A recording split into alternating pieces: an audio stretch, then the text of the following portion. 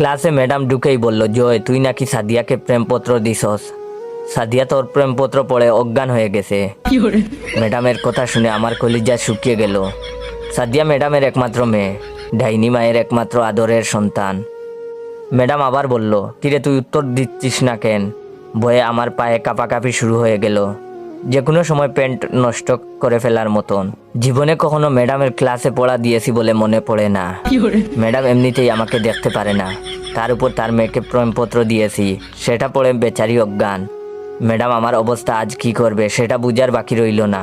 মনে মনে বিপদের দোয়া পড়ছি আর নিজের বুকে ফু দিচ্ছি, আল্লাহ এবারের মতন আমাকে বাঁচাও।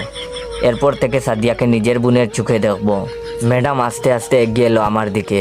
ক্লাসের সবাই সার্কাস দেখার অপেক্ষায় আমার দিকে তাকিয়ে আছে। ম্যাডাম আমার কাছে এসে চিঠিটা আমার হাতে দিয়ে বলল, পড়ে শোনা। ম্যাডামের কথা শুনে এবার গলা পর্যন্ত শুকিয়ে কাঠ। আমি লজ্জায় নিচের দিকে তাকিয়ে আছি।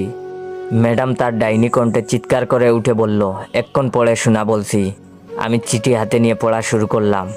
কলিজার সাদিয়া, কেমন আছো তুমি? জানি তুমি ভালো নেই। তোমার ডাইনি মায়ের 45 মিনিটের ক্লাস আমাদের যে অবস্থা করে, আল্লাহ জানে সারাদিন তোমার ওপর ওই ডাইনিটা কতটা নির্যাতন চালায়। তুমি বললে আমি ওনার বিরুদ্ধে মামলা করব। প্রথম দিন তোমাকে দেখেই আমার বুক কেঁপে উঠছিল। সেই কাঁপুনিতে বাংলাদেশ ও মায়ানমারের কিছু অংশ কেঁপে ওঠে, অথচ মানুষজন বলে সেটা নাকি ভূমিকম্পের কারণে। কাউকে বিশ্বাস করাতে পারিনি, ওটা আমারই বুকের ভূমিকম্প। তুমি জানো সারাদিন শুধু আমি তোমার কথা ভাবি। এত ভাবনা যদি আমি গণিতের প্রতি দিতাম, তাহলে আইনস্টাইনের মতো আমার পকেটে 2-4টা নোবেল থাকতো। কিন্তু দেখো, আমি নোবেলের কথা চিন্তা না করে শুধু তোমার কথা চিন্তা করি। কিন্তু তোমার ডাইনি মায়ের জন্য চিন্তাটাও ঠিক মতো করতে পারি না।